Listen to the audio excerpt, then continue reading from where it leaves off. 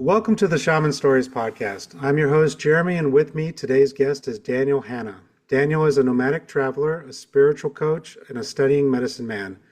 He has spent the past 8 years on a journey to self-discovery, working closely with shamanic traditions in South America. Thanks for joining us, Daniel. Um, Thank you for having me. Nice to meet you. that's it. So why don't you go ahead and tell everybody a little bit more about yourself and what you do today with your practices? Absolutely. Hey everybody, I'm Daniel. So I've spent the last 8 years or so really on a nomadic journey just to try and understand myself to more depth. Because when I was growing up, I used to have a lot of issues. I used to feel depressed, anxious, and I just wasn't enjoying my life. So pretty much I set off just on this big journey to discover different traditions and explore different things in the world and further explore myself. And I really started to have some pretty powerful experiences throughout this journey. So within this time, of course, it's a long story. So in a nutshell, I started connecting more with shamanic traditions in South America, particularly with ayahuasca. So I began working in different retreat centers and sort of helping out with ceremonies and creating some community, particularly in Ecuador and Peru. So yeah, currently I'm studying the traditions, which is a long road. I'm also doing some spiritual coaching work. So I work with people who have some sort of existential problem in their lives. They don't feel like they have a lot of meaning or purpose, or they just feel blocked in some sort of way. So the way that I define it is it's sort of like spiritual counseling, because it's really just getting to the roots of why we don't, why we aren't living the life that we want to have, and what is really preventing us from going deeper into ourselves and actualizing and ultimately just being happier people. So yeah, it's been a long path, but I'm very much still a student of life. I'm still a baby in these traditions. And yeah, from here, I can just see myself going further into these traditions and just understanding more, trying to understand, what life is, what we're doing here, um, because it really is a rabbit hole. Life is a rabbit hole, our existence, and yeah, I just have so many questions about life. So I'm curious to find out the answers, and I think the answers towards our own happiness and our own satisfaction is through exploring different traditions and belief systems and modalities, and the way that other people have connected with this thing, this spirit or source or God or however you want to call it. Every tradition, every religion has a different name for it, but yeah, that's really where my journey has taken me to this point. Okay. And so let's go back to your childhood. So it sounds like none of this was obviously part of your day-to-day growing up. So what was life like back then for Daniel? So don't get me wrong, I had a great upbringing. I had loving parents. I always had a good family. So there's nothing like wrong with my upbringing, but I just didn't feel fulfilled. So a big part of it is I I was extremely shy when I was growing up. I didn't know how to make conversations with people. I was far behind with my own learning curve. So fundamentally, I just had no idea how the world worked. And I saw other people, like other kids, developing the skills that they needed, understanding the world, while I felt like I was trapped in this hole. And, I just didn't get it. So, yeah, I had quite a few, I guess you'd say, spiritual encounters when I was younger, in terms of like seeing these entities and things in my bedroom. And, it just wasn't really a usual, I get, well, what's usual, but it wasn't really a usual upbringing. And I fell into this hole of depression and anxiety. And, for a long time, I just wished it would all end because I didn't want to experience it anymore. I was strife with depression, and I just wasn't. I knew that this life was out there. I knew that there was something missing, but I just couldn't understand it. So at one point of my life, I really started experimenting with psychedelics and plant medicines, just as a way to explore myself. So, like everyone at the start, I think you do it just, because you're curious and you want to know what it is. But like the first time I took, LSD or mushrooms, I realized that I actually got much deeper into myself and my consciousness and it started dredging up all of these questions and this trauma that I didn't know anything about.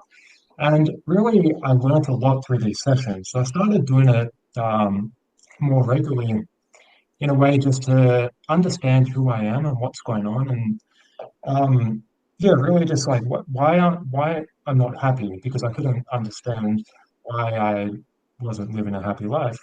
So I used it as a way just to further explore myself and yeah, just develop the skills and abilities and competence and mindsets and things that I needed to live a happy life or to at least catch up with my development. And um, yeah, so one experience led me to have this Kundalini awakening, which completely just changed my life. I remember like my chakras blew over. Like at the time, I didn't even know chakras were a thing. I wasn't a spiritual person at this point, but I felt this like burst in my root chakra and just this super hot like energy just spraying out of my head and like drifting up through my body.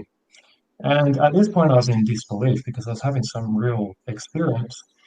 And it got really, really intense, like to the point that everything was just light and love. And I've never felt unconditional love that powerful that I thought that like this was the end. I thought I've gone too far into something that there's no coming back. And it's beautiful, but at the same time, it was like it's scary because I was so far out there.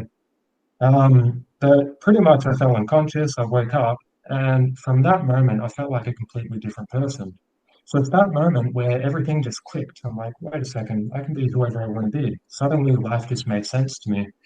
And that's when I decided, why am I like stuck in this sort of this miserable world that not miserable world, but like this miserable life experience that I've created for myself when I can really create whatever I want out of this life experience.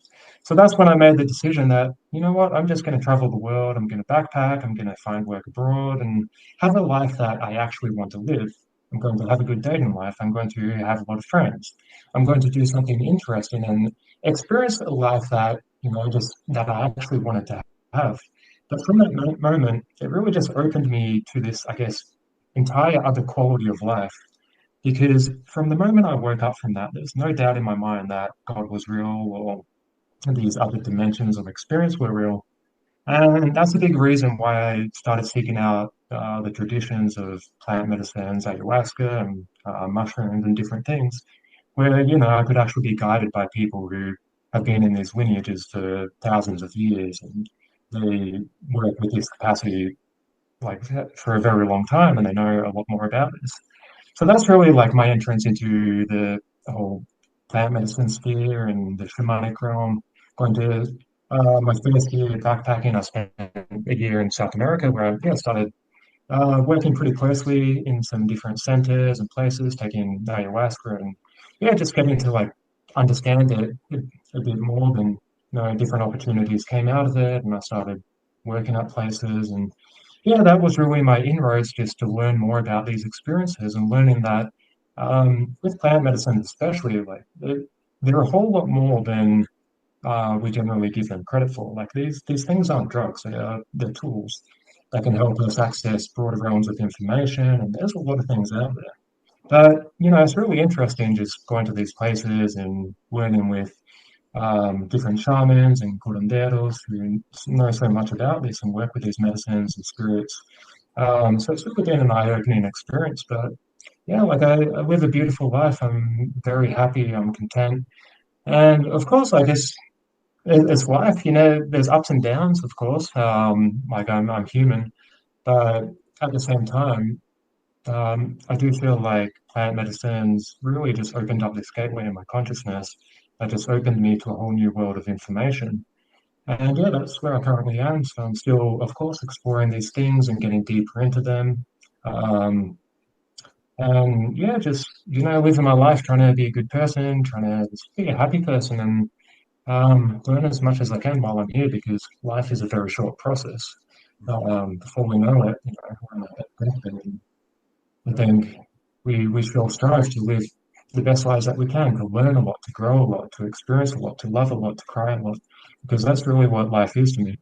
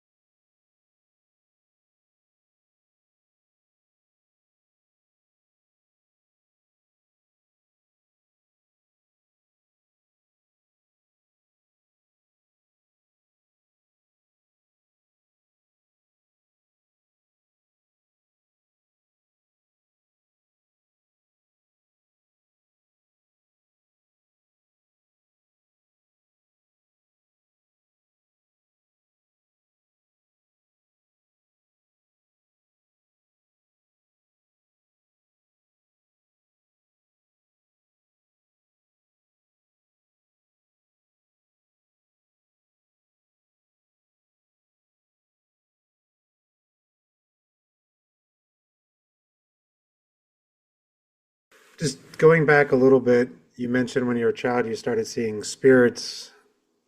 Mhm.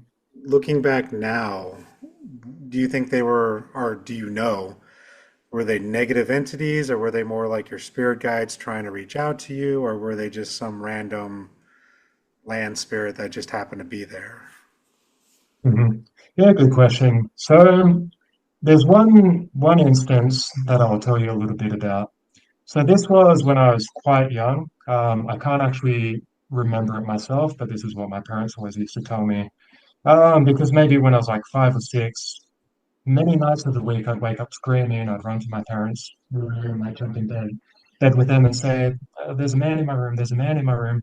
And like I can't remember the specific events, but I remember the fear that I had in that house, that there was some presence or something there that it definitely wasn't good. Like I don't know what it was. I don't really know why it was there, whether it was just some sort of attachment of the building because it was an old house that we lived in, so it's very possible that, it could be someone who died in the past in that building, or it could just be a soul that hasn't quite moved on to moved on from this realm.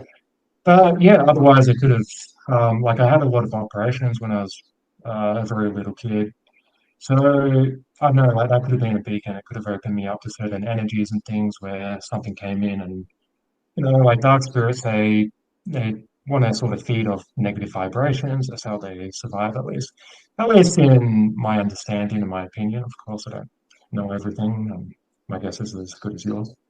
But yeah, like it could have been something that came in through that. But I do believe it wasn't a benevolent entity. It was something a bit dark. I think that, that could have been responsible for a lot of issues that I faced later on in life, such as a depression and just this feeling of like I didn't belong, and all of these things that sort of snuck up on me. Um, but yeah, that's something that I think about quite a lot, and it would be nice to revisit that at some point, or be able to revisit that through ceremony or medicine and really see what it is or what it was. But yeah, that's really all I have for this point. No problem. And yeah, because I'm always curious about that because I've talked to some people who they were seeing spirits as a kid, and then later on in life they realized it was their guides trying to reach out to them and connect Mhm. to them. But then we also do have that other side of the negative attachments. And I did want to talk about that because I watched your video on entity attachments and I wholly agree with everything you said because that's been my own Mhm. experience. So I was kind of hoping to talk a little bit more about that and your perception of entity Mhm. attachment. And I'll let you get into it, but correct me if I'm wrong. Your premise is they kind of come in on us, they feed on us, and then they cause us to they feed off of those emotions, those negative emotions, and sometimes they create it to be even stronger and stronger. And I've seen that in my own practice. And I've actually seen it to the point where they feed for so long, it's almost like a possession. Now, I haven't seen a Mhm. full-on possession until I did an extraction one time. And so one of my first clients actually, she came to me in person and was like, "Oh, I was told by a psychic that I have a demonic possession and I need a shaman to take it out." I'm just starting. I just finished my training. She's telling me there's no true evil out there. These things just get attached to us and they just kind of feed off of us, which makes them bad. I'm like, okay, well, that makes sense too. And I'm like, yeah, demonic, no Mhm. problem, whatever. So I go through my whole spiel and I check her and I'm like, oh, well, you do have an attachment, so let's work on it. And in my practice, we start using dragon fire to kind of push the energy up and to move the entity to a certain side of the body so that I can extract it with a crystal. And I'm working on her, and then suddenly she just drops down to her knees and starts cussing at me in this deeper voice. And I'm like, what the, what is going on here? Wow. And I'm working and I'm, Jumping right into the deep end. yeah, exactly. And I'm working on it and I'm clearing it. And then eventually I got everything out and she was cleared. But that led me on another path to go dig deeper onto the negative entity side of things because it's not just all love and light. There are things out there that cause problems for us. They cause these Mhm. negative emotions, they'll cause suicidal thoughts. And I ended up linking up with a shaman in South Africa who taught me more on clearing feeding tubes and the overlay and truly digging deep and someone as I pull things out of him and learning a lot from him. So I'm curious, what your thought is on the negative entity side, or just entities in general, and how you go Yeah, about working with that. yeah. By entities definitely exist. Any realm that where there is duality, you're going to have two sides, or many different expressions of consciousness. So the way that I understand this is that the deepest level of consciousness is just source. There is no separation, it's totality. This is the deepest, most fundamental level of reality, you could say. But in like the astral realms, in this plane, of course, there is duality, meaning that there is there's spectrums from light to darkness and good and bad, and again, however you want to define it, but there is difference. So, like humans, what I've come to learn is that entities really aren't so different from people, actually. So they're all individuals. They all have their own personalities. They all have their own identities. Some spirits are mischievous. Some spirits are aggressive. Some spirits are like shy, and they might observe you. So you have a very mixed bag of all the different things out there. But likewise with human beings, you have, um, you can start going towards the light, which is essentially connecting more with the source, with God, with this deeper level of reality, or you can start going astray from it. That's where things, or entities, or beings in general, start to veer towards this dark side of duality, where it exists in paradigms of suffering and torment and pain and misery and all of these things that we consider to be bad, even though like there's more nuance than that. There is no good or bad. Everything is expressions of consciousness. Just it exists because it exists, and there is a balance within it all. But how we consider beings being bad or beings being good. So dark spirits, like I've seen a few possessions as well, and one was quite violent. So these happened when I was working at these shamanic communities.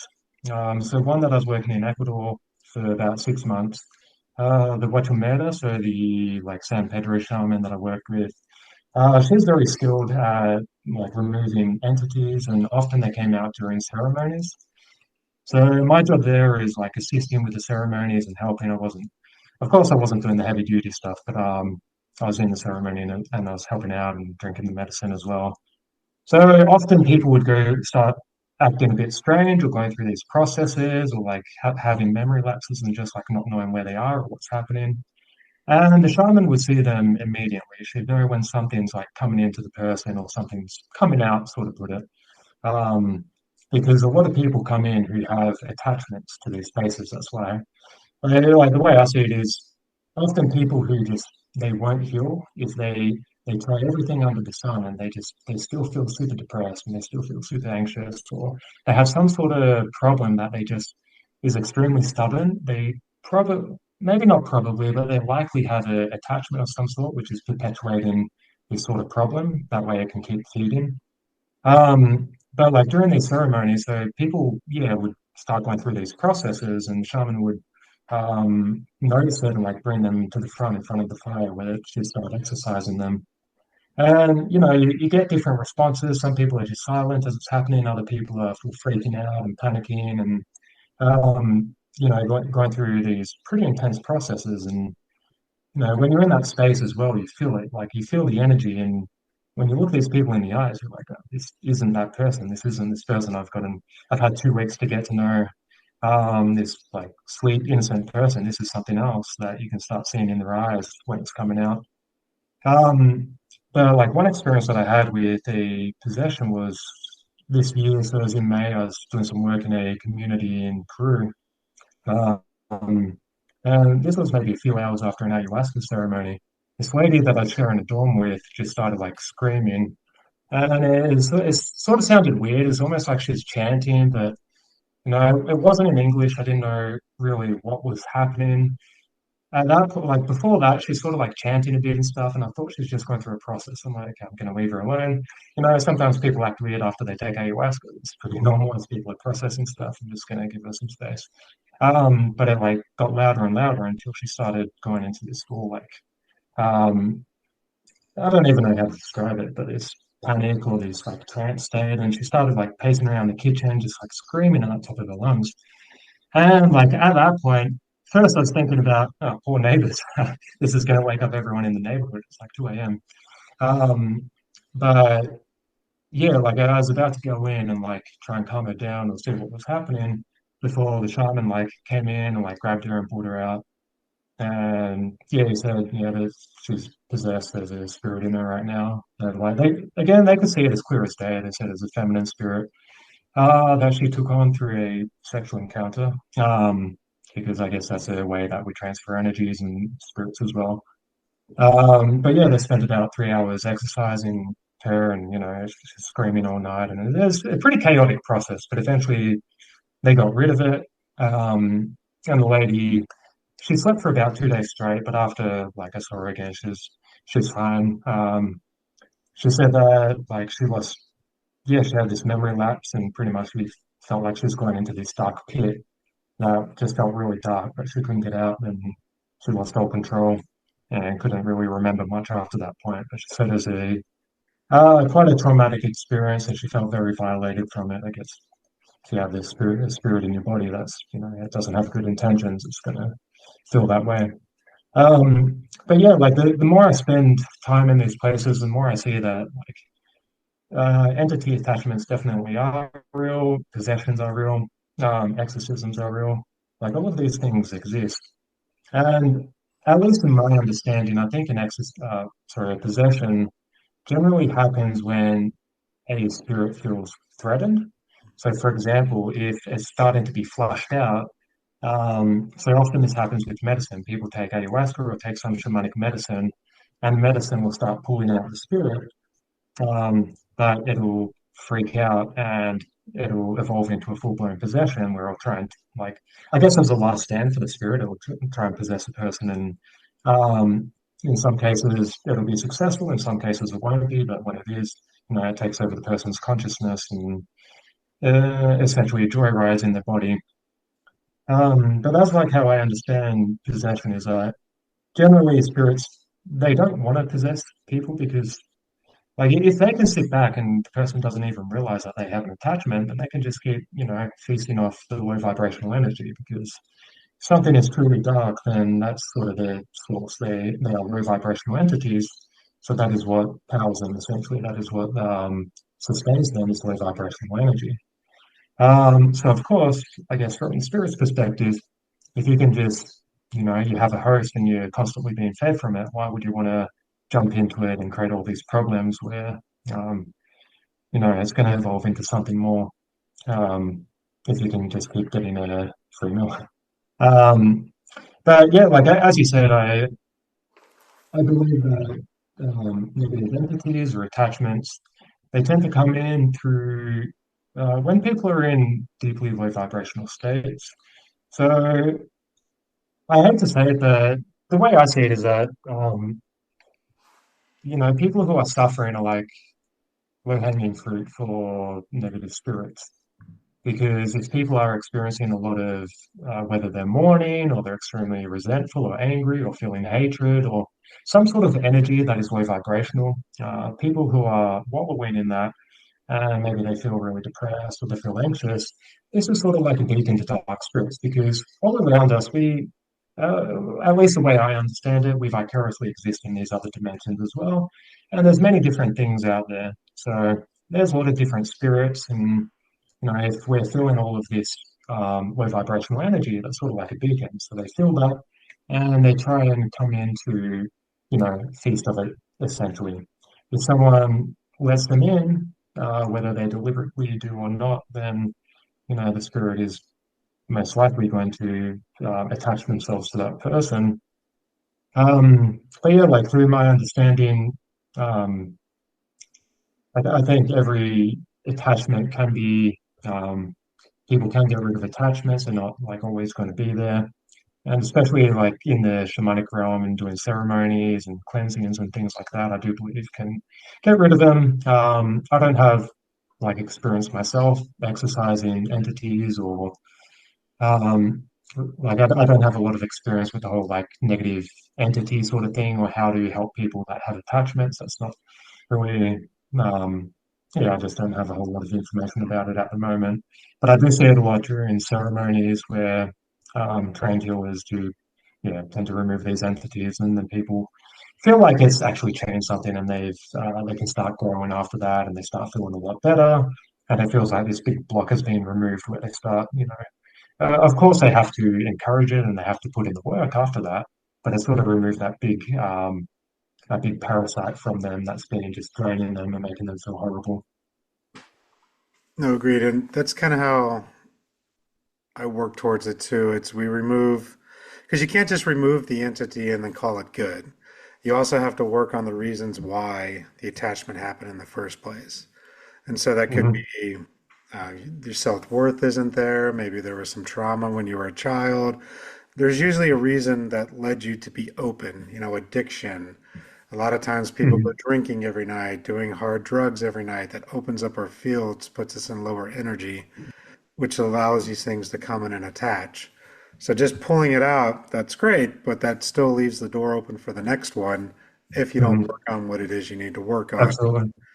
And I don't want to say it's easier with plant medicine, but usually sometimes it's quicker because sometimes a person can get all that input and understanding in one night versus, 3 or 4 sessions working with, someone like myself who we have to go through the process. We're not Hmm. as strong or talented as Mama I is, for example, but Hmm. it still reaches the same point. And I have found too that not all attachments are negative per se. Sometimes or one good example is I had a client who she was starting to get divorced from her husband. He started drinking out of nowhere. And it turned out she had like this history within her family of people starting to drink at a certain age, going all the way back to like her great grandmother. And so after working with her, it came to be like this attachment that was on her now was really a part of her great grandmother who had such Hmm. remorse and strong feelings for losing her 2 children to alcohol that she wanted to fix the pattern. But the way to fix the pattern is to bring it back into the family.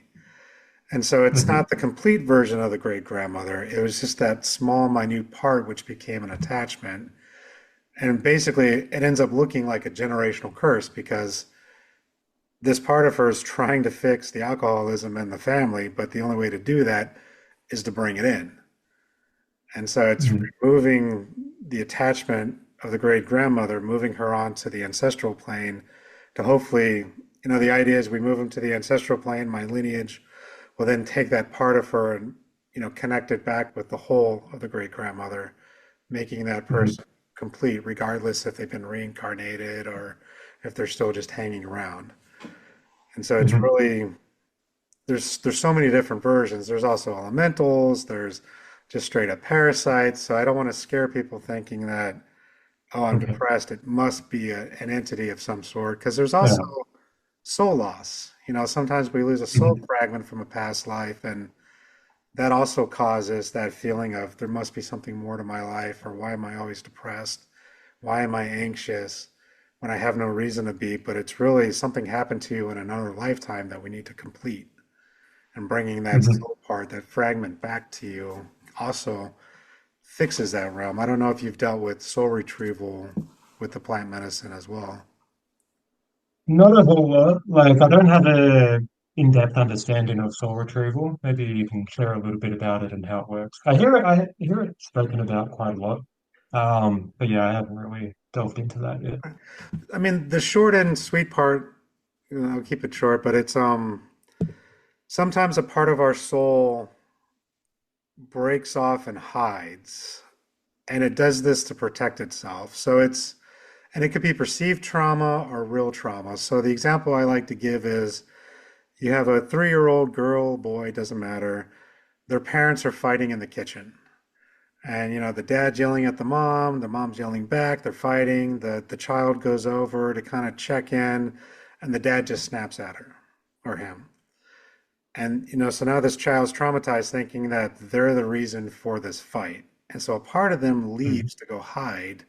But in reality, it's just mom maybe wrote a check and made the account go negative, and the dad can't pay the water bill this month.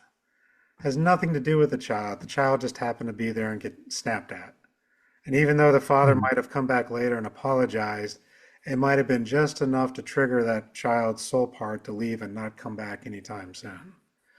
Other times it could be a brutal way of dying in a past life. So maybe a good example is I had one client, he always felt like, I'm trying to say stuff without giving too much of them away just in case, but it's mhm, he always felt like he didn't have control of things, and it turned out he had like a past life where he was in charge of a like an army group in the war. He had his own squad, and he was given instructions even though he knew was bad for his unit, but he didn't have a choice that he felt at the time. So they went in and they all got killed, and all of his men died. And so part of mhm, his soul broke off at that point and was in regret. Now, not they're not always complete souls where it's like they know everything that happened. Again, going back to that great grandmother where it was just that emotion. And so, as the shamanic practitioner, it's bringing those soul parts back and then having that person integrate them later. And so, at least in my practice, I bring them back and then we have a conversation with that soul part. And then I'll give the client homework for a month to work on integrating that piece back into them. But I find that mhm, a lot of the symptoms of soul loss is ironically a lot of the symptoms of spirit possession or entity attachments. Like mhm. they're Interesting. almost hand in hand. It's very interesting to watch. And sometimes you'll have soul loss because of the entity possession, or the entity possession can make its way in because you had soul loss during some sort of trauma and opened you up. So it's kind of like the Mhm. chicken and the egg when Yeah. they both work together. I mean, there's more Yeah. nuances Yeah. to it, but that's kind of the short and sweet part of it. Mhm. Yeah, that's definitely true. Like especially with trauma, people are, or if they're abusing, hard substances or doing really anything that's opening their energetic field. People can expose themselves through incorrectly using psychedelics and things as well because you're really just opening up your energetic body and anything can come in, especially if you're not in a protected space, you don't really know what you're doing. A lot of people just take substances because they're curious or because they're trying to, feel better about their lives. They're trying to fill this hole. But yeah, like it when you open yourself up to these other worlds or to these other energies and things out there, um, yeah, different things can come in. Um, yeah, it's interesting what you say about soul retrieval because it's something I hear quite a lot about. Um, reintegrating the self by bringing in these different parts that may have broken off as a defensive mechanism. What is your idea about soul retrieval and shadow work? I think they go Because hand in these are two hand. things that I often, sorry, go. I was going to say, I think they go hand in hand. It's the same with that internal family systems work, the parts work, because there's a lot to that as well where, maybe it's not soul loss, but there's a part of you that is afraid of doing something and you have to reach out to that part internally, have those conversations. And it might be like your 3-year-old version of yourself. So maybe that 3-year-old version of yourself didn't leave when I got traumatized, but it's still commanding you a certain way or leading you a certain way to not do something or to react to something in a certain way. So again, example could be self-love. Maybe that same example with the parents fighting, that child's 3-year-old self now is hiding, thinking that it's not worthy of love.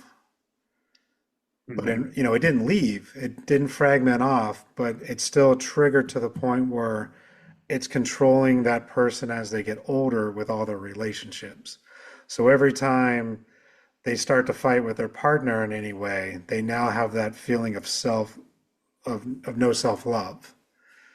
And so it's controlling them, even though that part hasn't left. So it can be, depending on which rabbit hole you want to go down, it can be very hard sometimes to truly pinpoint what a person may or may not need, but it's kind of understanding all of those pieces and that integrating of the the parts goes in with shadow work. And I'm still learning about shadow work and trying to integrate my own shadow because I feel that's my next step is to do more shadow work. So I'm just now Mhm. starting my own path with shadow work. But I feel that kind of ties in a lot together because there's pieces of us that are just missing, that have hidden away, are just straight up refusing not to do certain things until we address it. And we can call them triggers, we can call them our stories, but we all have them. And it's how we react to these different situations. And it's really going backwards. And I guess the easiest way to do that is to, go with that example of why. So let's take the self-love. Every time my partner yells at me, I feel like I'm not worthy of love. When was the first time I experienced that? And then go backwards as far as you can to find the origin of that story. And if you truly can't find an example of where it started from, it's just always been there, then maybe soul loss is that moment that you need to look at. So maybe there's not a defining moment that truly made that trigger. Maybe you've just always been anxious or you've always felt unworthy of love. So then maybe that's the reason to start looking at the soul loss. I guess that would probably be the best way I would do it. Yeah. How do you think you could identify it? So, for example, if different parts of us are fragmented off, how do you think we could identify sort of what we need to pull back in or what is missing? Because I feel like a lot of people they might be experiencing this and different parts of themselves have split off. But, like in my case, when I was younger, I felt miserable, but I didn't really know what actually was causing it or where it's coming from. So, do you have how do you think you can identify where you might have, where you might have actually split off and bring it sort of back in so you can integrate? Again, it's going back to your original story. So it would really have to be self-reflection and sitting there and thinking. So I've also done something called the Landmark Forum, which was, it's more scientific approach, quote unquote, but it's kind of deals with stories. So it's almost shamanic in its own way, but it's really thinking as far back as you can to your childhood of where this story started from. What I usually do, even for myself now, is I'll journey. So if I'm working with a client and we really can't figure it out, that's when I'll go journey for the soul part and see if something's there. And with my lineage, I journey to the underworld. I meet Waskar, who's like the guardian, and I'll ask, is there a soul part that I need to bring back for this specific issue? And then I go to these different chambers, and the first chamber is where I watch the original wounding. So it could be this life or a past life. I see kind of like the whole scenario just play out. And then I'll go to the chamber of grace and I'll find the soul part that was left, that lost. And I'll ask it, are you ready to come back?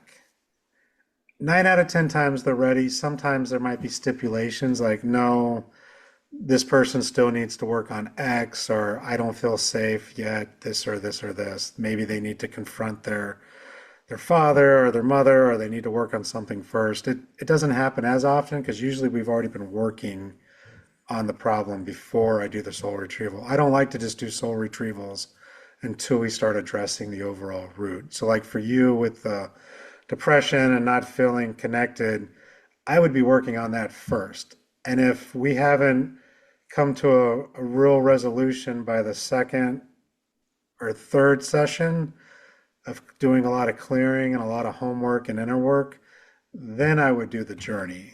I don't agree of doing a soul retrieval just to do a soul retrieval because if you're not ready to integrate, it's not going to stay.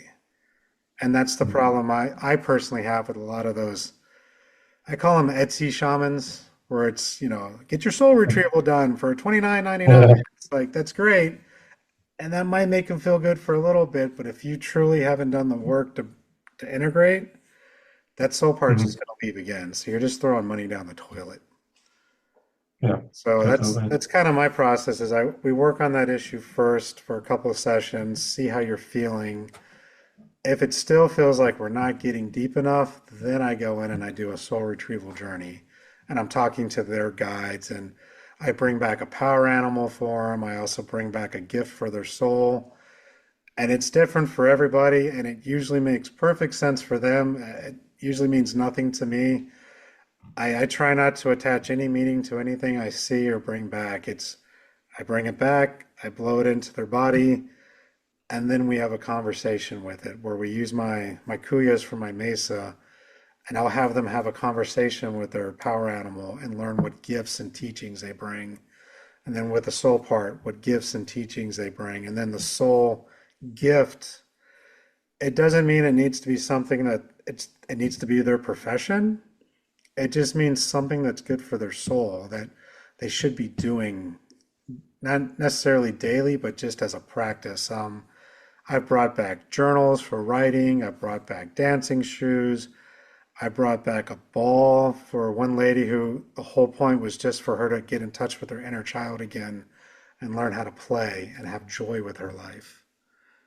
And Mhm. so it's really different for each person. It doesn't necessarily mean I'm going to bring back a rattle or an eagle feather and you're supposed to go out and be a shaman. Maybe it could Mhm. just mean you're supposed to be more into the healing realm of things. And again, it usually doesn't make any sense for me when I bring things back, but once I say what I see to the person, they're like, "Oh yeah, I was doing that when I was a kid, and I really, really liked it." And I stopped Mhm. because of X, Y, or Z. My dad told me it was stupid, or my parents couldn't afford it, or I was made fun of at school because I don't know, I'm a guy doing ballet, and back then in the '80s, that wasn't cool. Mhm. So Yeah. Yeah. that's kind of So my that approach. makes sense. Okay. Yeah. Interesting.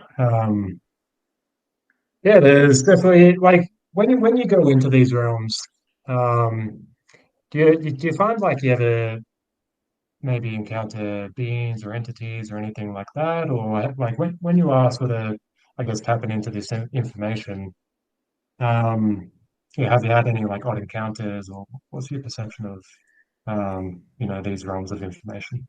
It's different every time. So it obviously depends on how deep I can get to, because sometimes the monkey brain's just going off and it's really hard to journey. And those days I got to take a step back and maybe work out or do some meditation. Like working out is kind of my meditation where I can let my head clear itself. And then other times it depends on what I'm doing. So if I'm doing the soul retrieval, I'm specifically going to talk to Waskar, who is the guardian. And that's his job. He's there to let me know if I can come in, if it's even allowed, and then I'm looking for a power animal. I've done some things where I've done like go down to the lower world just for myself, and I'll be looking for an answer for what can I use for this specific remedy for somebody. And sometimes I'm just showed a flower and then I'm showed a stone with no other explanation. And then I'm on Google trying to search the image. And then I'll find the image and then I'll do some deep dive on what I see and it'll be exactly what I'm looking for. But I know nothing about plants. I know nothing about crystals. I'm learning now, but I don't have, I was never raised that way. So I don't have that knowledge just in the back of my head. And so I'm flipping through Hmm. these books going, oh yeah, no, that makes sense. Cool. And then I'll go find a tincture or whatever I need for it. I've worked with different ascended masters at the time, not realizing who they were, but then I look up later and I'm like, oh, that's who that is. And they're helping me work on a specific issue for somebody that makes sense for them at the time. So, and then sometimes I'm not seeing anything, but it's more of a knowing. Sometimes I'm going through my own journey because my own guides are making me do stuff to basically learn the lesson of how to teach it to others. So it's really different, but the way I was taught to journey was you go down to your lower world, you make sure you always have your power animal there as your guide. Then you'll meet your spirit guide, who's usually a human. And then eventually, once you do it more, you'll meet your human tribe that's down in the lower world. And then from there, they'll take you where you need to go, whether it's the upper world or the middle world. But we, I always try to stay out of the middle world as much as possible because that's where a lot of the trickster entities are. And so those Hmm. are the ones where I got to worry about someone coming back and trying to attach or whatever. So I try to always stay in the lower and the upper as much as possible. Mhm. Okay, so But yeah, very interesting. yeah, It's a it's interesting world out there. it's definitely fun. And so I want to go back though a little bit to the psychedelic experience. So with the mushrooms you did in the beginning, and I don't want to use this as a platform for people to run out and start buying psychedelic mushrooms to fix their problems. They really should be working with someone who knows what they're doing to some extent. Mhm. But I'm curious what kind of doses you were taking to get to that level, especially that Kundalini awakening that you went through. Were you doing like a God's dose, which is like 5 grams or higher? Were you just sticking to like a 1 to 2 gram? Mhm. Do you know? Yes, yeah. So, like, when I had the Kundalini awakening, it was a big dose. Was like 690 micrograms, I believe.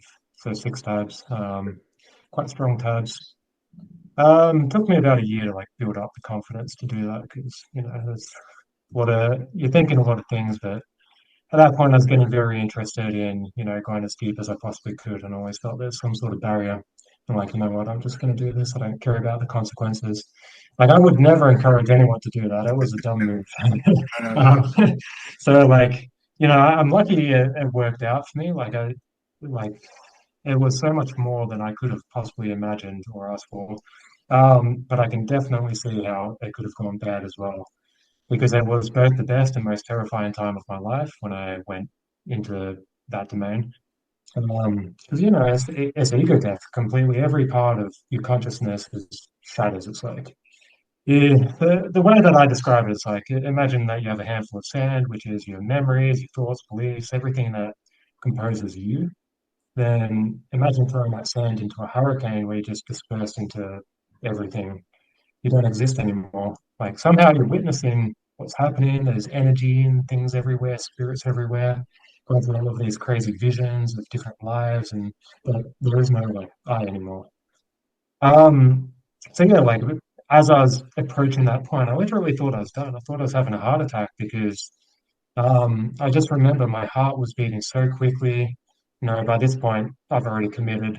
So this was after like I had the whole Kundalini awakening thing, and then sort of eventually it shut off, and I started feeling fear afterwards because I sort of shut it off. Then I went into this cycle where I'm like, okay, that's enough for one day. But this was like half an hour into it. It hasn't even started yet. Then that's when it started going into this really negative direction. Started like, when is this going to end? I've barely even started, and I took 6 stabs. So yeah, it got to this point. Like I literally thought I was having a heart attack, and I'm almost convinced that I was having a heart attack because I remember just it was my heart was beating so quickly. I'm like, this is crazy, abnormally fast. And like it's when I surrendered to it and I said, I can't do this anymore. And just that's when it just this flood of information came down. I broke into tears and just like because I thought that was the end. So I said my goodbye to my family as soon as I surrendered to it and let go. That's when I shot through this tunnel, dispersed in the wind, and had this deep interdimensional experience. So that's definitely like the deepest I've ever gone on any plant medicine or any substance. Like I've had many very deep experiences and like crazy encounters with spirits and things, not just through medicines as well. Like I've also had quite some wild experiences just through meditation, through astral projection, which like I've only successfully done it a handful of times, maybe 5 or 6 times. But like they can be very powerful as well, like more powerful than a pretty intense psychedelic experience.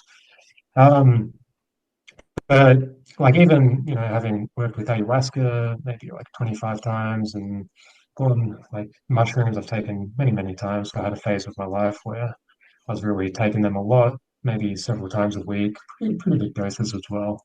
3, 4, 5 grams dry generally, depending on how deep I wanted to go into it.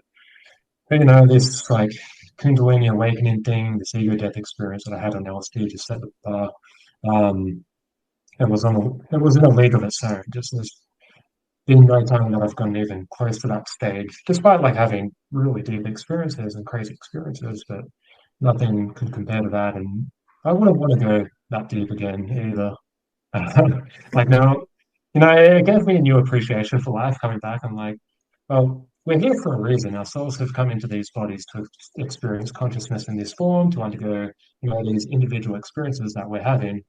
Why be so quick to pull the trigger on trying to go back into these realms and these dimensions? Um, so nowadays I generally take more of a conservative approach. Like I really only take plant medicines in ceremonial settings. I don't like really do it recreationally anymore, or just because I want to like go deep into myself.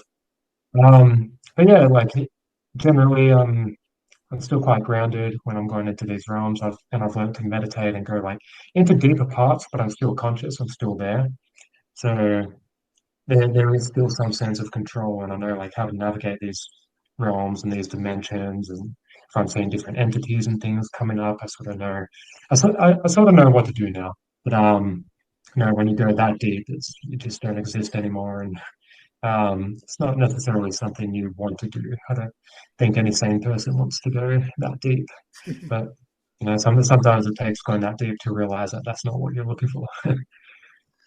Yeah, it's a do it once if you're ready for it. And that's what I tell people all the time. It's if you want to do these things, I wholeheartedly support it, but just make sure you're ready. Make sure you have the right set and setting. Make sure you have the right Mhm, facilitators. If you don't trust the person who's facilitating that ceremony, don't do it because you're not going to get deep enough. mhm, You're not going to feel comfortable. absolutely. And so you really have to have that trust. And that's kind of been my issue with a lot of ceremonies that I see. We have all these retreat centers now, and I hear horror stories out of a lot of them where it's one guy who's not even a trained shaman or trained on how to do anything. He's just standing there watching while there's like 60 people in a room all taking ayahuasca. Yeah. And it's like, hopefully no one gets hurt. Hopefully people know what they're doing. Like, Recipe for disaster. yeah, there's so many issues, but then, there's the great ones out there too who know exactly what they're doing, have been trained properly. And so you really want to make sure you go and look and find that right facilitator.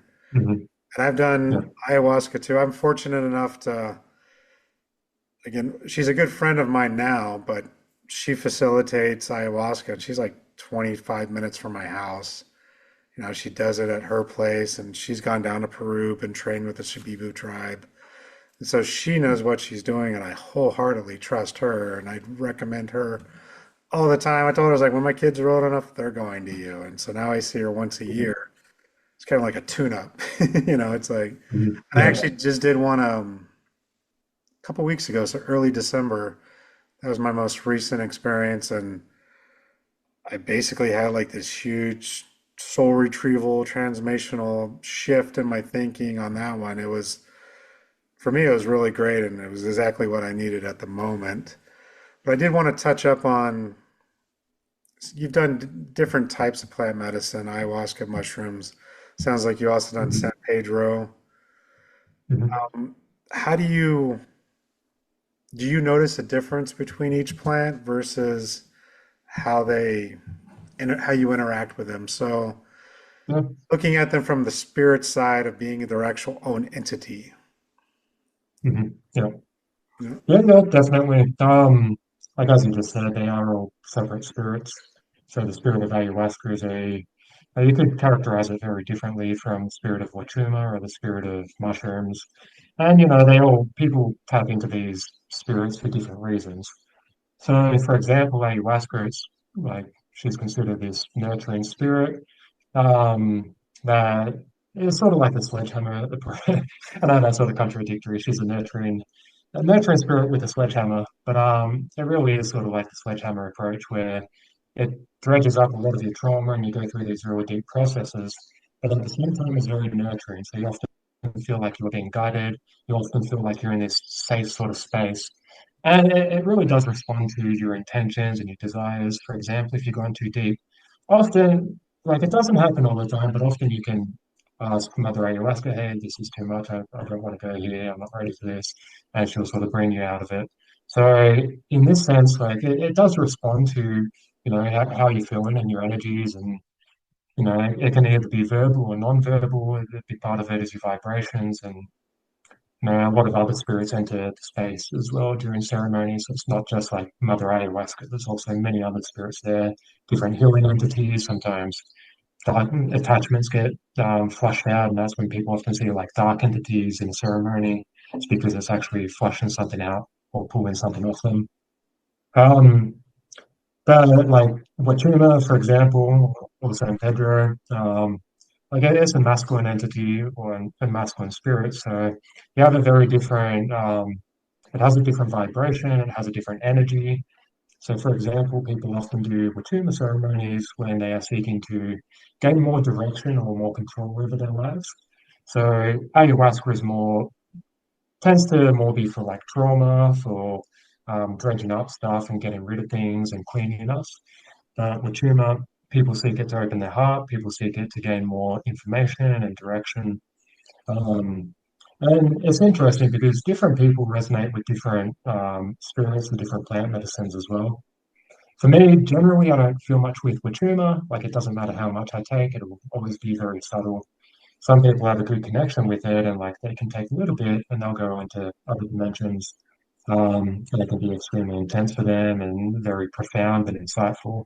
So I don't really get that from Atuma, but I do from ayahuasca. So I've got quite a good connection with ayahuasca, where I can just take a bit and, whether my eyes are open or closed, I can't tell anymore. There's spirits flying around, everything's full of patterns, and I'm just in different places, gaining a lot of information and knowledge depending on what sort of spirits are coming in and what they're teaching me or what they're showing me about my life and moving forward. Like on the other hand, mushrooms, so in shamanic traditions, they call them Santo, I believe, Nino Santo. I don't know exactly, but it's the spirit of children. So it helps us connect with like the inner child more so. People often use it for soul retrieval, for integration, for shadow work to bring in these aspects of ourselves that need nurturing. And this is where mushrooms really shine. It helps to sort of bring us back in to help us integrate. But it's also a narrative in the sense that during the mushroom journey, you have some control over it. You can sort of guide the journey a bit, and you use it to build. So, like the different mushroom ceremonies I've done, um, we've really, been told or been encouraged to pay attention to what we want to start constructing in our lives moving forward.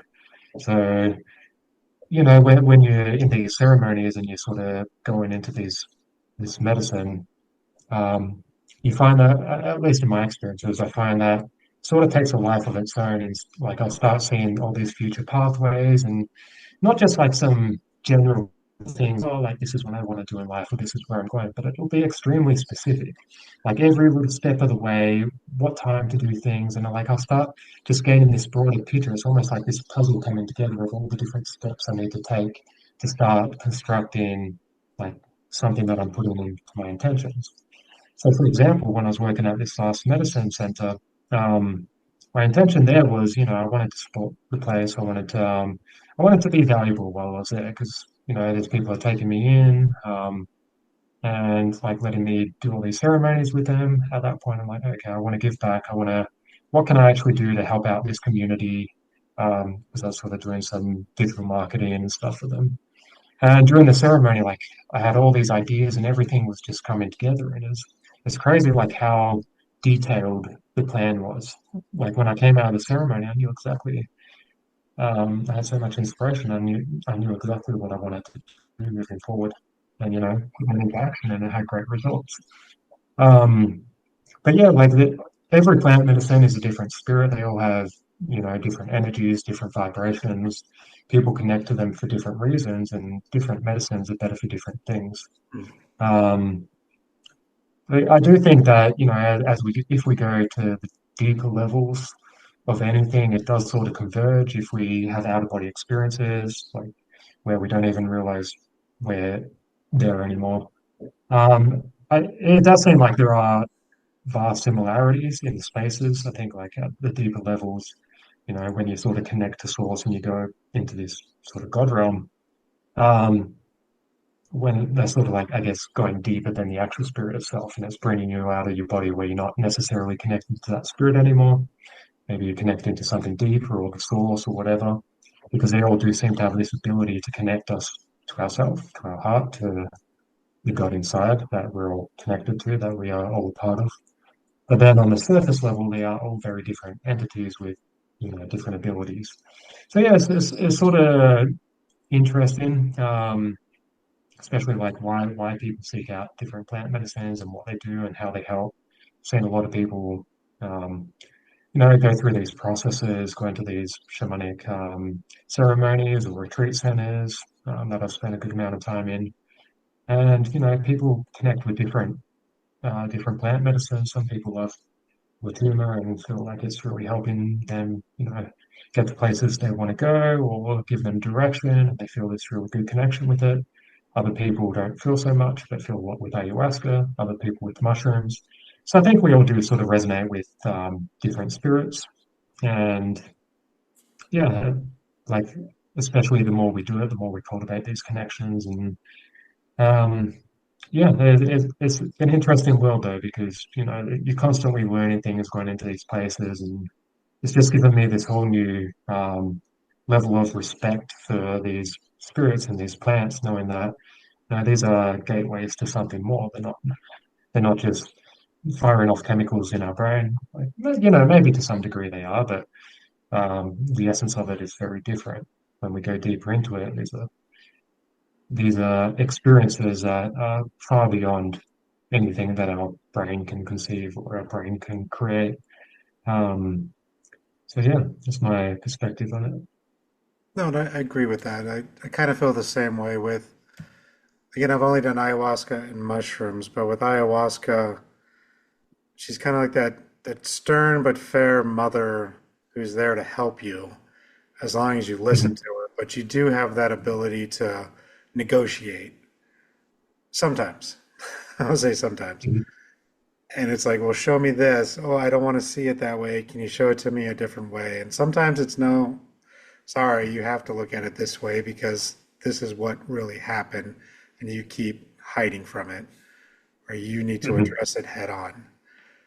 Or, I don't want to throw up. Can I just cry? Sometimes she'll let you do that. Sometimes it's no, you need to mhm, purge this stuff out of you. You got to release it. You got to let it go. And there's different journeys for each person too. I've done an ayahuasca where I slept through the whole time because I needed that physical healing. She's like, no, you just mhm, need to sleep and rest, and I'm going to work on you on the inside. So you have that emotional mhm, journey that you could have. You could have that physical journey, and then you can have that full-on visual. You're in space watching aliens do stuff and are seeing your life as a 3-year-old, and this happened. Like you're all over the place, and you can kind of control it and have that conversation with her where it's okay. I understand now. Now I want to see this. Versus my mhm, experience with mushroom, the best analogy that was given to me with working with the mushroom is to treat the mushroom almost like a puppy who wants to please you. You kind of tell them mhm, what you want and what you're trying to do, and they'll work on showing it to you. Versus ayahuasca, you can kind of be vague, and she'll just kind of show you what you need. Versus mushroom, mhm, you really have to, at least for me anyway, everyone's different, like you mentioned, but you really have to know specifically what you're trying to do and what you want to see a little bit more than you would with ayahuasca. At mhm. least Yeah. in my Oh, yeah, experience. definitely. Yeah, I agree. So I think, having an intention is always beneficial as it does act as a guiding mechanism. Um, I think of your intention as a compass to sorts, but like as you said, I agree. Ayahuasca will show you what it needs. For example, if you're intending one thing, um, often ayahuasca shows you deeper levels that might seem chaotic or strange or not in line with your intentions, even though it is related in a way that maybe we just don't know. But it also does just push us in a direction that we need to go. Yeah, definitely. So mushrooms are, yeah, I feel like there's more of a narrative with them. We have more of a sort of control over guiding the experience, and especially with intentions. I do believe intention is very important with mushrooms. Otherwise, the experiences can not really mean too much. You might just feel weird. You might see some patterns and things, but you might not get a whole lot out of it. If you have an intention, though, especially if it's a sincere intention, and it's something like you don't need to ask for, it's coming energetically out of you. You know deeply why you are there and why you're taking the mushroom. They're the strongest reasons to take them, and that's when you'll find that it tends to guide the experience more so in that direction that you're looking to go. That makes sense. And so, with your journey overall, you're traveling the world now, you finished college or university, and then you just started traveling the world and doing all these facilitating training, doing all these ceremonies. How has that affected, your relationships with your family and friends from before you started this? Are your parents okay Mhm. with you traveling and doing all this? Do they look at you different? Are you the black sheep of the family because of it? Yeah, so no, like both my parents are very supportive of it. They've been to South America quite a few times each as well to work with ayahuasca. After telling them all about my experiences, they both went multiple times to like this center to experience it, and so they're definitely open. Like both of them um, have spiritual beliefs, and they have like quite a good understanding of these medicines and see them as more than a drug that some people see these things as. Friends, on the other hand, most of my friends back home, like they're still very dear friends of mine, but I feel like a lot of people don't understand. Especially when we start going into these worlds and experiencing these things. Like they're always going to be my friends, but generally, I won't really talk to them that much about this. Part of this journey has made me realize that sometimes we can put things aside and just enjoy spending even if we're different from people, enjoy spending time with one another, seeing the human in one another, just have fun, be playful. But you don't necessarily need exact similar beliefs for everything. So even though like my friends back home, they're open to it, they like want to hear about it and things. I think most of them don't necessarily have spiritual beliefs, or at least not strong spiritual beliefs that it's like, okay, maybe something's out there, maybe something isn't. I don't really know or care. I feel like that's the way a few of them think.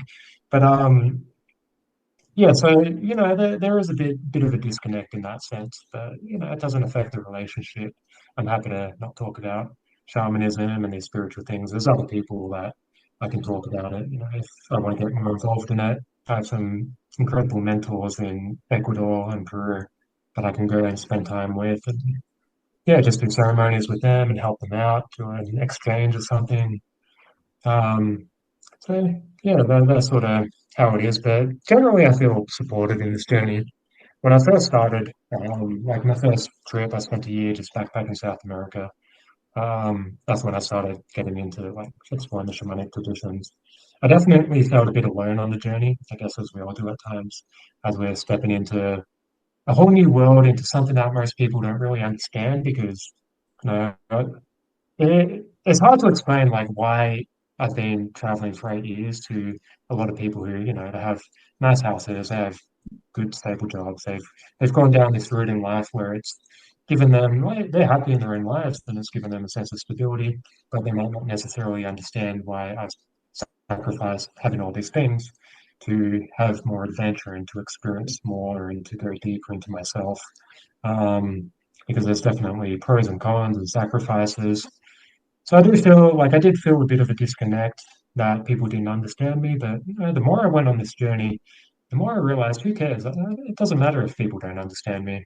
Like as long as they respect my path and I respect their path, we can still have a good connection. We can still have fun. It doesn't necessarily need to be a disconnect. It's like when I see my old friends after it can be years at a time until I return back to Australia.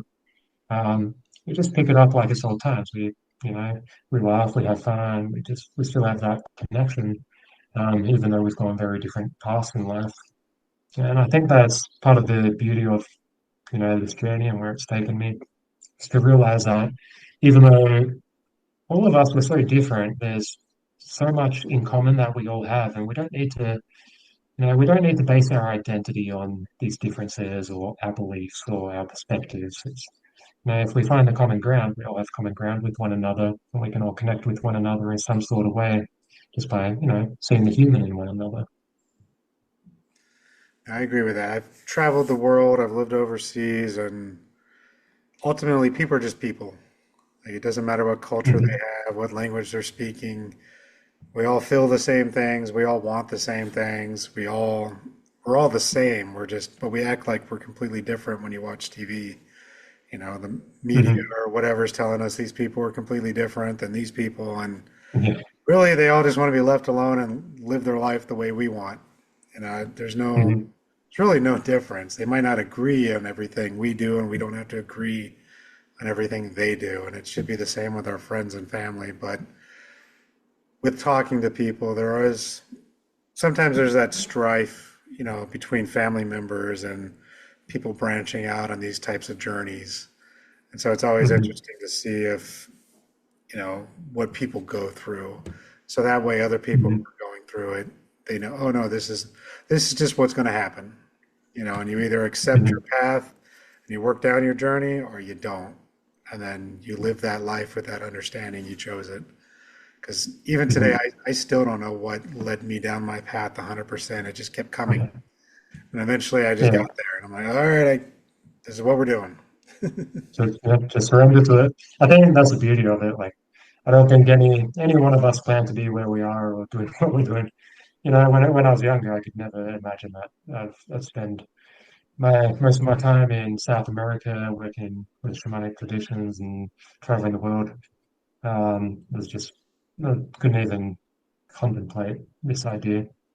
But yeah, like what about yourself? How have your like family or friends perceived you doing this sort of work and working in the spiritual fields?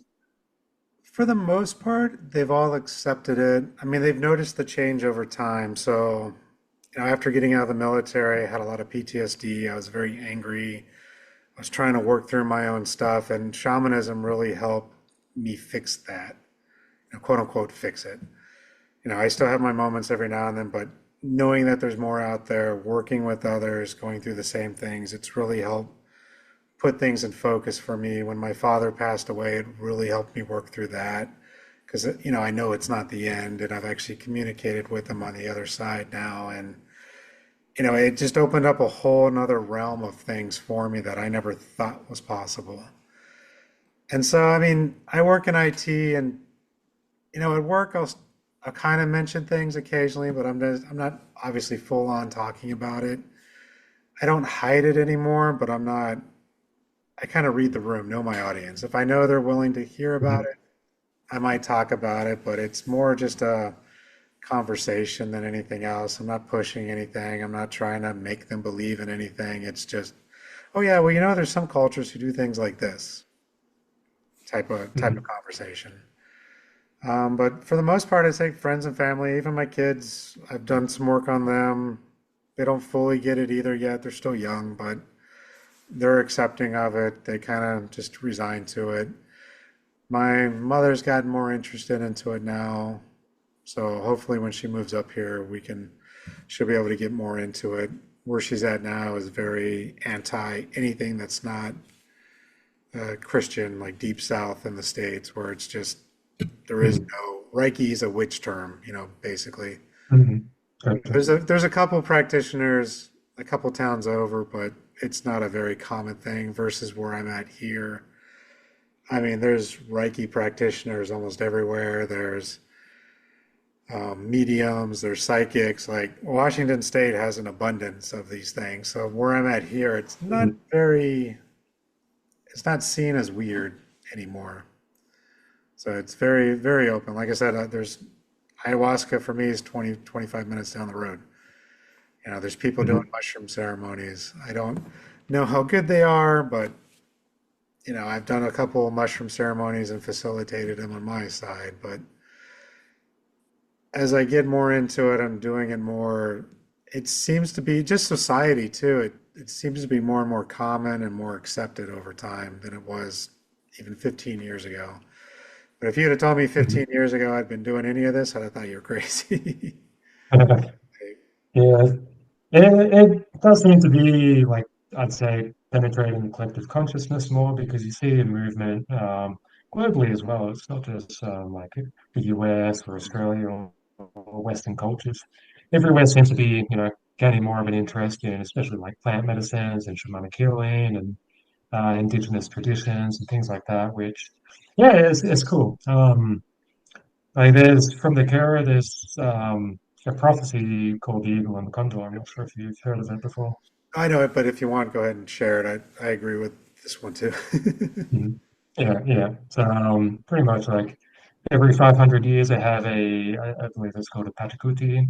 Well, they believe this period of time, so it's the starting of a new era, or essentially the shift of the pendulum from the masculine to the feminine of like the dynamics of society. So essentially, for the last 500 years, since the Spanish Inquisition, we've been in a more masculine paradigm which is responsible for all the technology that we have, the growth of society, the industrial revolution, the technological revolution. So for a long time, humanity has existed more in the masculine paradigm where we value, proficiency, we value efficiency, we value growth and expansionism and all these different things that are associated with yang energy. Um, but it seems that, we're starting to integrate, swing back toward more towards the feminine now, which is more about tradition, ceremony, spirituality, intuition, and more of the yin dynamic. So to me, like I think we're alive during a really good time because I am starting to see this more, around the world, is that while we are still predominantly in this masculine yang sort of dynamic, I do believe that we are starting to move closer or more towards the feminine, as you said yourself 20 years ago. You talk about spirituality, okay, maybe not spirituality, but plant medicines and traditions and all these different things. Most people would think you're crazy. Now it seems to be much more accepted amongst the collective consciousness, amongst humans in general, and you're starting to see it more. You're starting to see more healing traditions and just traditions in general coming up from there seems to be a resurgence in indigenous ideologies and different things. Especially you see this in the Amazon quite a lot. More tribes are making a resurgence. They want to protect their way of life.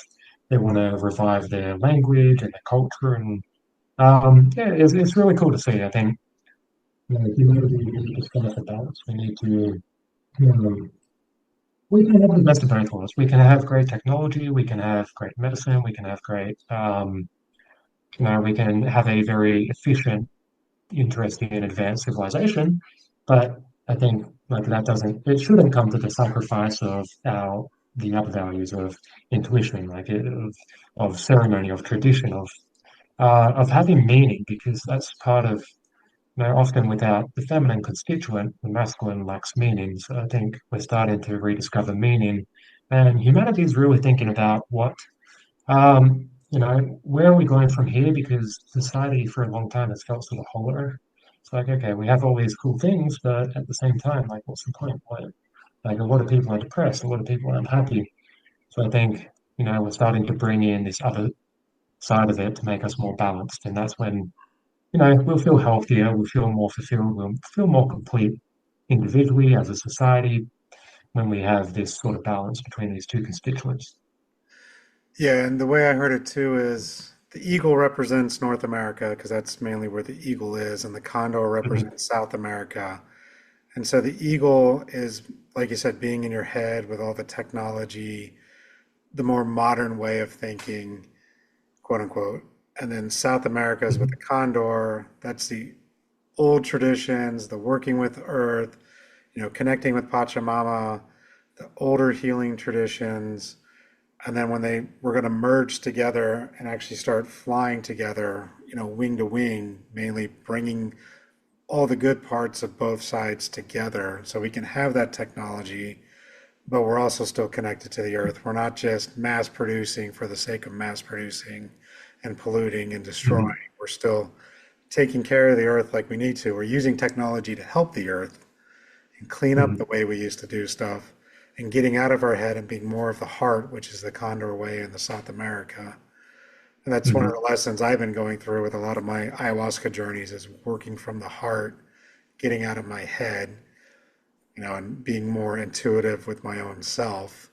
And I think that's where especially a lot of men these days, we're all kind of trying to get to that point because we were raised to not have our feelings, to shut down, to be closed Hmm. off, get the job done, do what you got to do, take care of everybody, don't ask for help because nobody cares. We're trying to slowly reverse that. And then if you look at them, and there's so many prophecies right around this time too, which is crazy. There's astrological Hmm. stuff going on at this time. The Mayan calendar, which ended at 2012, was like the end of an age, not the end of the world. And there's supposed to be like 18 years between each age on a Mayan calendar, which brings us to 2030. And so Hmm. even all these tribes on North America, South America, they were holding their information back, and they all decided around the same time, like 60s, 70s, of, "Oh, okay, now it's time for us to open up and start sharing this stuff again." Obviously they have their own Hmm. little pieces that they still want to hang on because it's their traditions, but a lot of them are more open to the white man showing up and learning from them and teaching them so that Hmm. they can take it out and teach others. Like they want it now. They know it's time Yeah. and they're ready for it. Yeah, yeah, I think, yeah, as you say, a lot of different indigenous and traditions. Not as closed off as it used to be. The more, yeah, more. I guess like we're integrating more in a sense. We're wanting to learn from them. They're wanting to learn from us. It's more starting to create a healthy union of sorts. Yeah. Because like most of humanity has had a terrible history, and there wasn't respect. There wasn't like no no one wanted to learn about the other culture or see their perspectives. But it's like seems like we're starting to come around now, like and repair this damage that was done. Like I think there's a lot of ancestral trauma. There's still a lot of work to be done, but I do feel like humanity is starting to bridge that gap and come closer, and just through recognizing that we're all human beings. We can't erase the past, and nor should we. We need to learn from the past and from history. Hopefully, humanity is starting to get to that point where we are learning lessons of the past and moving more towards unity, more towards love, more towards compassion, because that ultimately is what pushes humanity forward. It's this shared compassion.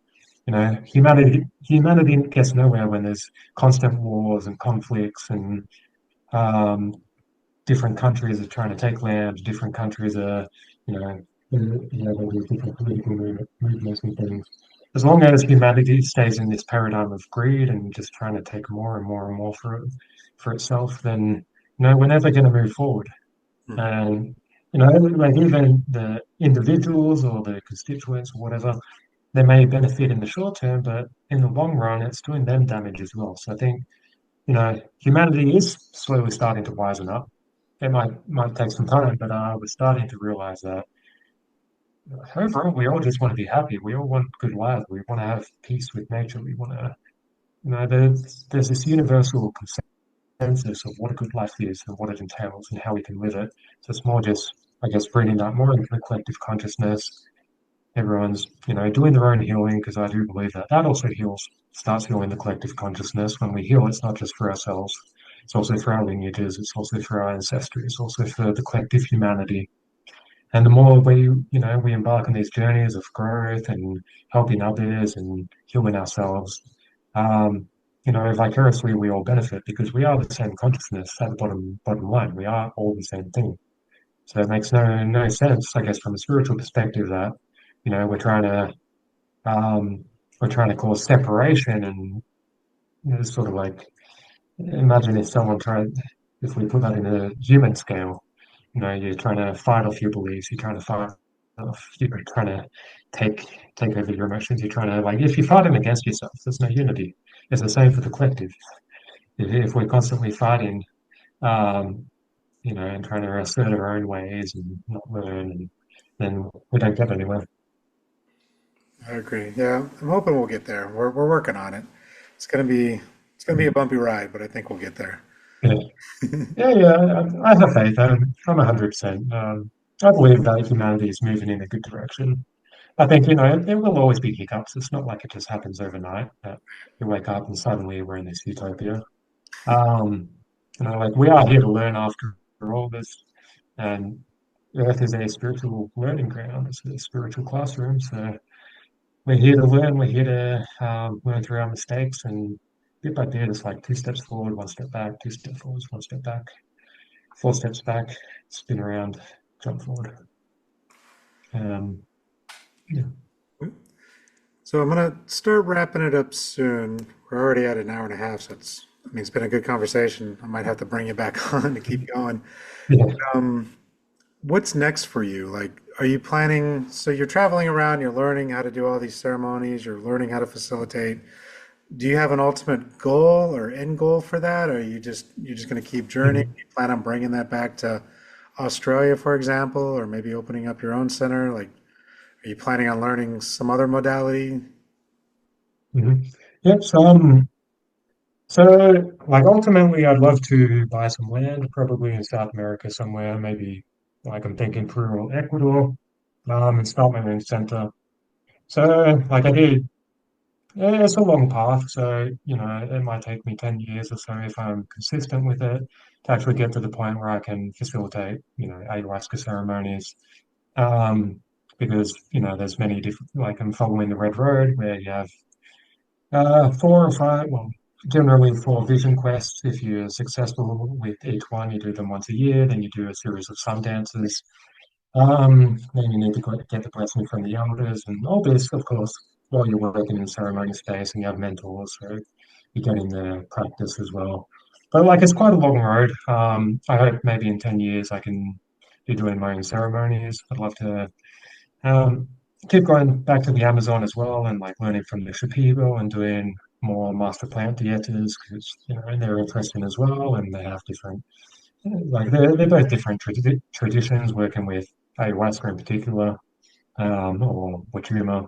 Like the Red Road, I guess, is more for Wachuma, but it also opens you up to ayahuasca. But yeah, so I'll continue doing that. Like I'll probably live intermittently in either Ecuador or Peru, maybe a few months a year, just, working at some different shamanic centers, catching up with different mentors I have, doing a vision quest, maybe doing another plant dieta, then, traveling as well during that time and exploring other modalities. So, in a few months, plan on going to India, probably spend like 6 months in India, Nepal, maybe Sri Lanka, just to get more into the meditation scene.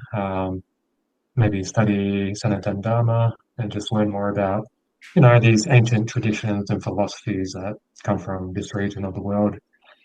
Because I do feel like there are many overlapping themes, and I've never met a shaman who doesn't believe in chakras or karma or these concepts that originally came from these very separate cultures, very different cultures.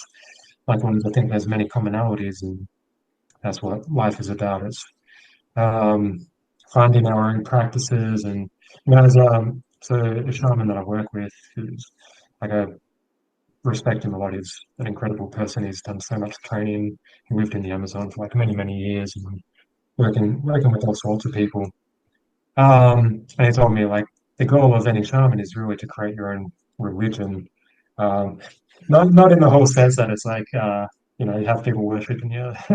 At least I hope that's not how we meant it. But it's more like learning different things, and you start building up your own belief systems and your own ways of doing things because there's many different traditions out there. But like as he told me, you might spend a couple years trying to learn a specific tradition from the Shipibo and living with them, and you'll realize that you're always different because you're not from that lineage. So there's always going to be differences, whether it's in what you're learning, your energy. And part of it is to recognize that, there are differences and to work with that. So we can learn, we can draw inspiration from um, different traditions and walk different paths. But ultimately, it's about building up our own sort of understanding, our own modalities by integrating different traditions, different things out there, different modalities, different bodies of information. Um, and of course, like during this time, I'm still working on my website and doing coaching, so I sort of have the two worlds. So of course, that's how I mostly sustain my income. How I can do this, um, by writing, working with different centers and things, doing a bit of freelancing, and yeah. So I want to keep working on that and hopefully build up a larger platform, more with more information, maybe bring teachers together who can teach different things as well at some point. Then, but my heart is in the shamanic realm, in especially working with ayahuasca. And when I'm stepping into this path, all the doors fly open. I meet the right people, I have the right opportunities. Something is really sort of encouraging me to step further into that, which I plan to do.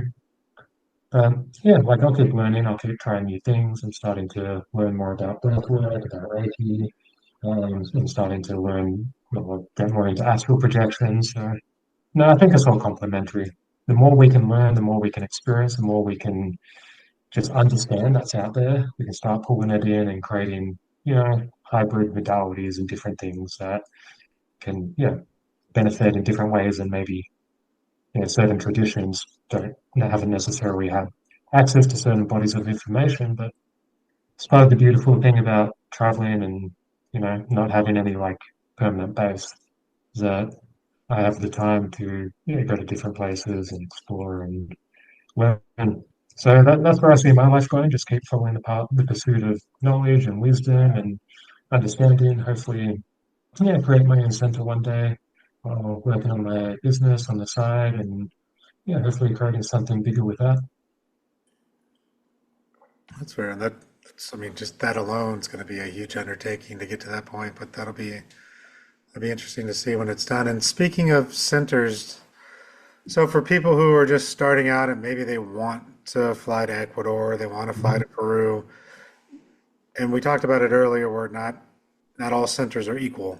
So, is Mhm. there a Yeah. center or two that you would recommend for people? Yeah, so for anyone who's beginning, I would probably recommend Gaia Sagrada, which is in Cuenca, Ecuador. It's about an hour from Cuenca. So this is a place I spent about 6 months.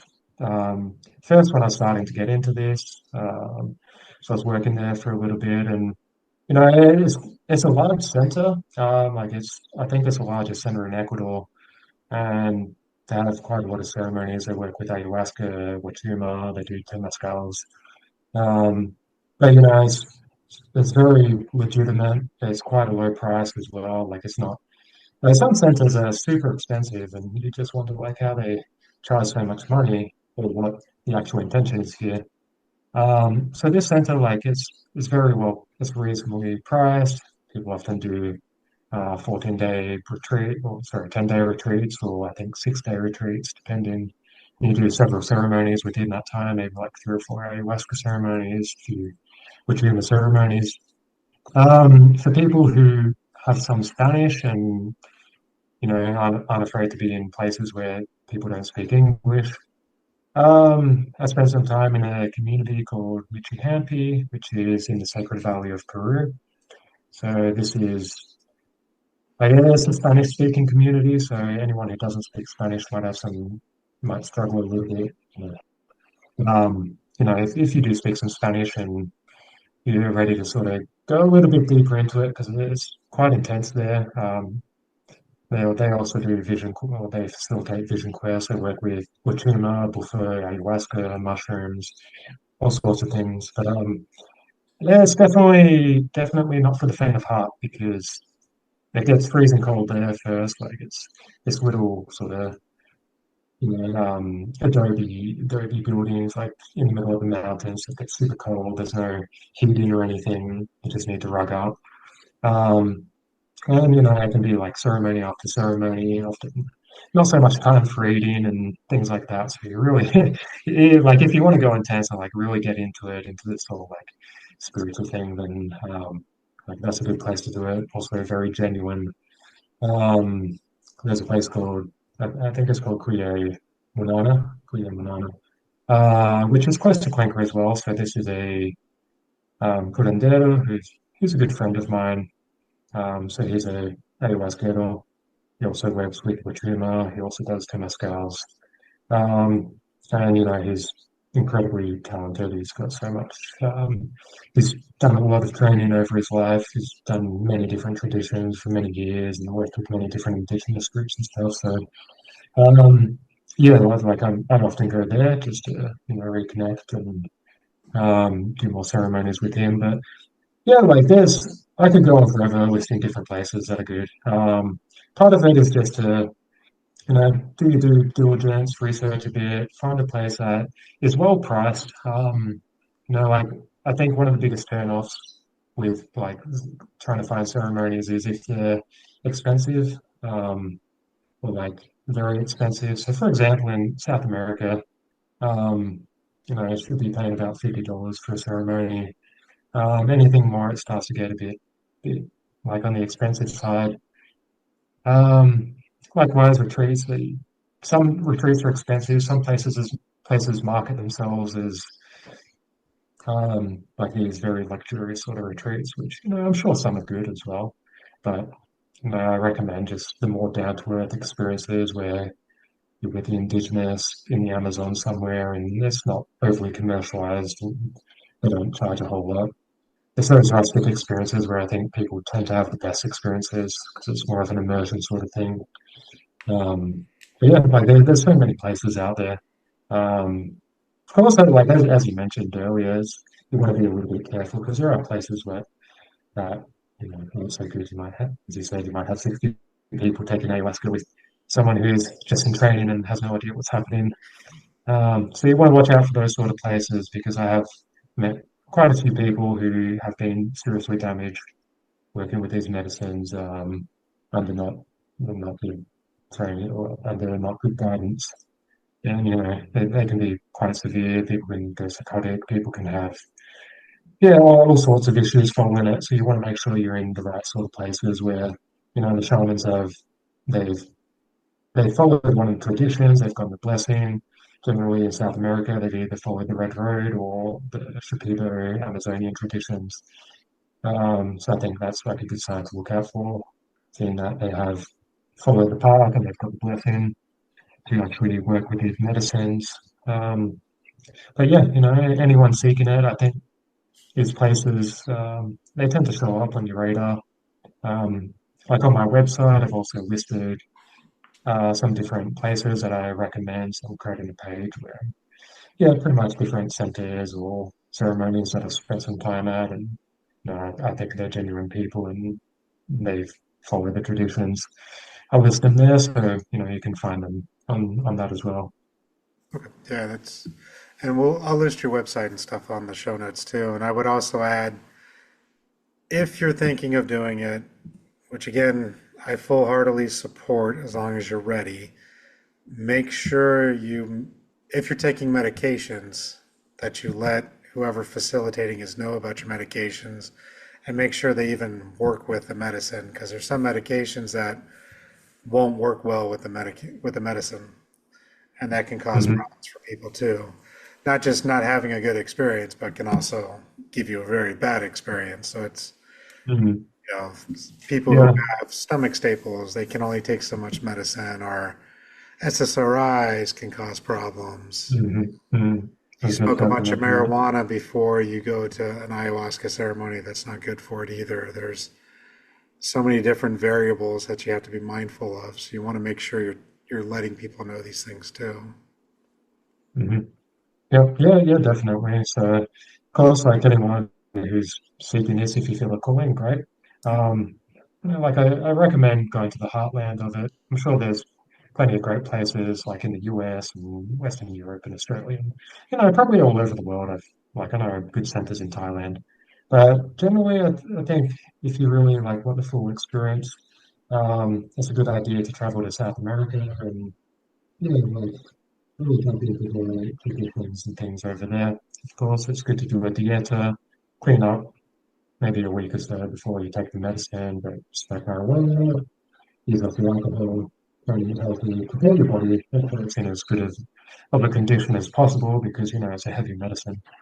And as you said, there's certain pharmaceuticals and things that just do not work well And not only some don't work well, some can be deadly as well. Like people can die, for example, if they're taking SSRIs and working with ayahuasca. So it's definitely something you want to consult with either the like healer or center that you go into. Make sure that if you're taking anything, you just disclose that and make sure that they're aware of it.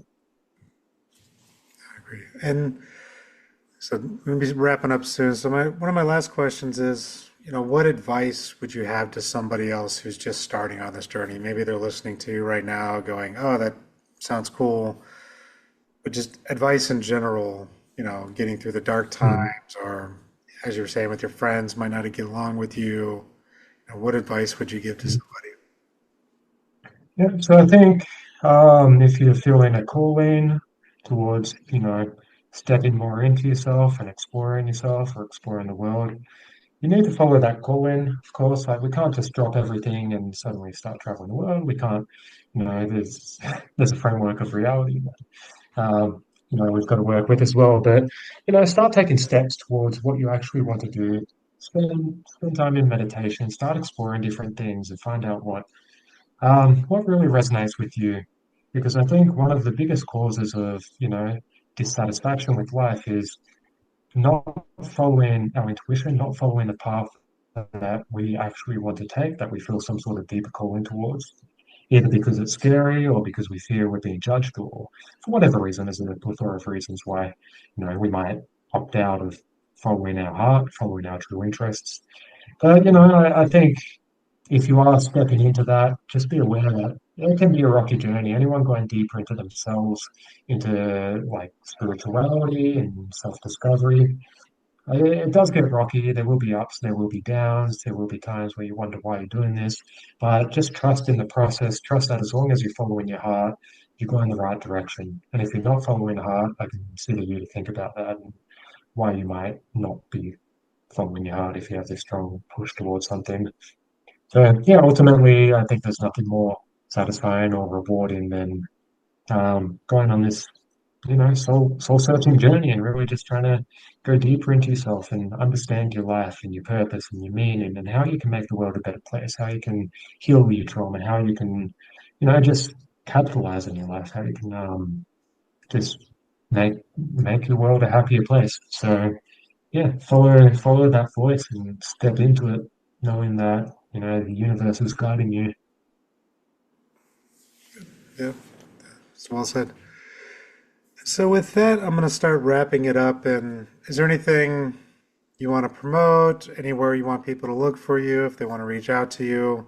I'll put everything in the show notes as well, but if there's anything you want to put out there as well beforehand.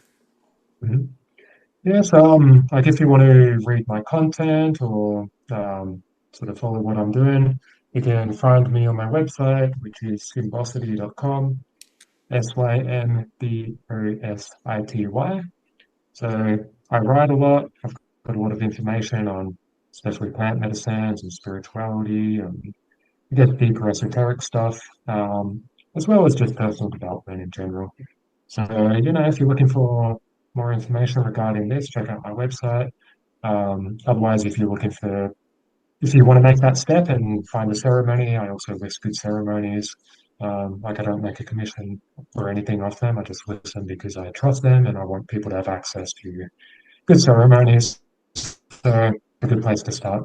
Feel free to reach out to me or contact me if you are stepping into this journey and you want to find a good place to work with ancestral medicines.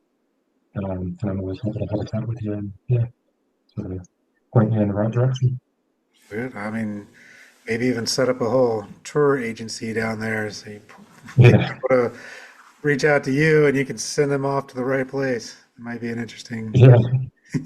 yeah, yeah. That's it. It's interesting how it's sort of just naturally evolving. Like right now, I'm just listing, the places that I've been and the places that I recommend. Like I don't list all of them because some places are okay, not great. But like the places I wholeheartedly trust and they have great healers.